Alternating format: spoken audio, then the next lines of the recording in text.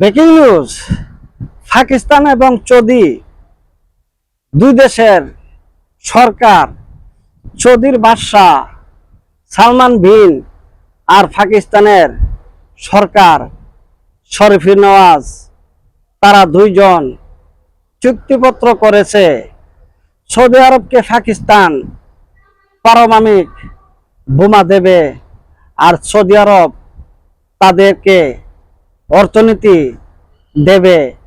আজ দীর্ঘত 20 বছর পরে কেন সৌদি আরব পাকিস্তানের সাথে এমন ঘনিষ্ঠ সম্পর্ক করলো? কি সেই কারণ যে সৌদি আরব আজ থেকে গেছে যুক্তরাষ্ট্র ডোনাল্ড ট্রাম্পের সাথে সম্পর্ক করে বুঝতে পেরেছে ডোনাল্ড ট্রাম্পের সাথে যারা সম্পর্ক করেছে তারা ইসরায়েলি ধাক্কা খেয়েছে।